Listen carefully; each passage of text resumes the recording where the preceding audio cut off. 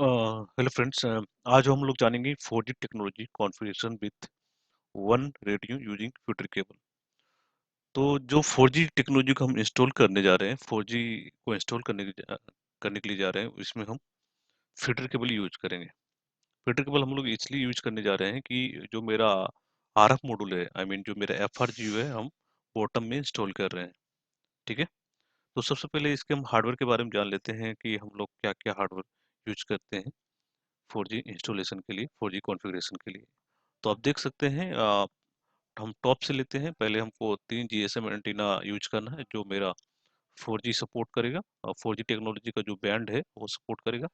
फिर हमको number of 6 fitter cable use करना है क्योंकि मेरा FRGA बॉटम इंस्टॉल है, तो number of 6 fitter cable use करना है। और डिपेंड करता है लेंथ के ऊपर कि मेरा जो एंटीना हाइट है क्या है, इसके अनुसार हम लोग फीटर केबल की लेंथ यूज करेंगे। और ये आपका आरएफ मॉड्यूल है जो इसमें 6 एंटीना पोर्ट है दिया हुआ है। ये 3 सेक्टर सपोर्ट करता है, तो हम लोग FRG यूज कर रहे हैं, सिंगल FRG फॉर 3 सेक्टर। और ये है मेरा सिस्टम मॉड्यूल जो FSMF है। ठीक है। ये सिस्टम मॉड्यूल का 2G 3G और 4G तीनों टेक्नोलॉजी सपोर्ट करता है, लेकिन फिलहाल सिर्फ हम 4G के लिए यूज कर रहे हैं। ठीक है।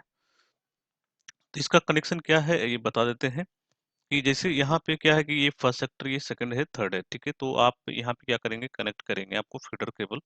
तो मेक श्योर दैट कि आपको जब आप फीडर केबल कनेक्ट करते हैं तो आपको दोनों साइड लेवलिंग होना चाहिए, मतलब इस साइड भी इस साइड भी, तभी आपको पता चलेगा कि यहाँ पे हम कौन सा केबल यूज कर रहे हैं और यहाँ पे कौन सा केबल यूज कर रहे हैं। आपको दोनों साइड जो यहाँ पे और यहाँ पे दोनों केबल आपको मतलब सेम मतलब कनेक्शन होना चाहिए। ऐसा नहीं कि आपको क्रॉस हो जाए, क्रॉस हो जाएगा तो फिर आपको BSWR और RSSI का अलार्म आएगा। जैसे आप यहाँ पे जो आपका GSM एंटीना है, जिसमें एंटीना ए पे करेंगे तो यहाँ पे आपको नंबर 1 पे करना पड़ेगा, या यहाँ पे एंटीना बी पे करेंगे तो यहाँ पे आपको नंबर 2 पे करना पड़ेगा।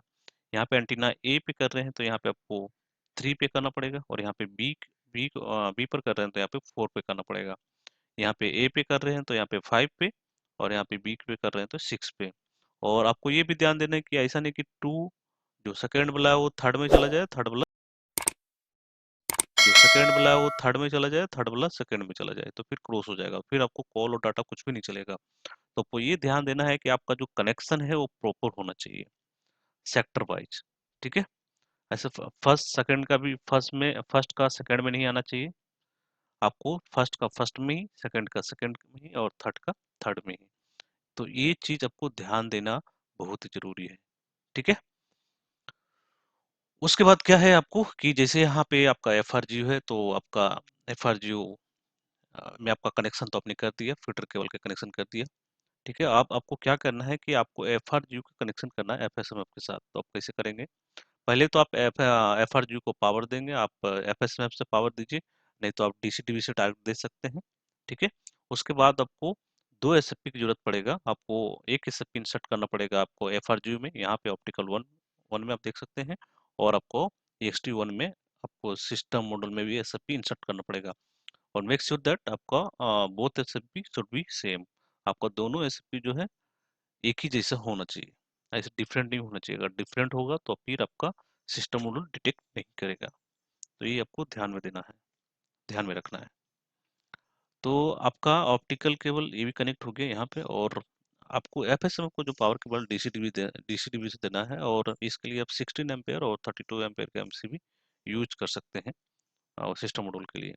और आपको ध्यान में रखना है कि अगर अगर FSMF से ही पावर दे रहे हैं FRGU को, ठीक है, तो 32 एम्पेयर से नीचे के MCB यूज मत कीजिए, नहीं तो आपका MCB ट्रिप भी मार सकता है। ठीक है। आपको ज़्यादा का MCB यूज करना पड़ेगा, आप 63 का यूज कर लीजिए। 32 का भी चल जाएगा, ऐसा नहीं है 32 का ट्रिप नहीं मारेगा, लेकिन ध्यान देना पड़ेगा ज़्यादा, मतलब अगर लोड आएगा तो 32 एम्पेयर का भी MCB ट्रिप मार सकता है। ठीक है, क्योंकि आपका ये 4G सपोर्ट करेगा, और ये तीनों सेक्टर के लिए आपका है। तो दोस्तों, जैसा मैंने आपको बताया, इस वीडियो में आपको अच्छी तरह से समझ में आ गया होगी कि अगर हम 4G टेक्नोलॉजी का कॉन्फ़िगरेशन अगर करना चाहेंगे तो किस तरह से करेंगे। आपको ये वीडियो इंटरव्यू के लिए भी काम में आएगा, अगर इंटरव्यू में पूछेगा कि हम कौन कौन सा सिस्टम मॉड्यूल और RF मॉड्यूल यूज कर रहे हैं 4G के लिए। ज़्यादातर ये इंडियन स्टैंडर्ड है, इंडिया में एयरटेल, वोडाफ़ोन में यूज़ किया जाता है, लेकिन ऐसा नहीं है। आपको मतलब जो कॉन्फ़िगरेशन है, वो सभी जगह कॉन्फ़िगरेशन की यूज़ किया जाता है, जैसे आउट ऑफ इंडिया हो या इंडिया में हो। तो दोस्तों आज के लिए इतना ही और नेक्स्ट वीडियो के लिए इंतज़ार कीजिए। Thank you.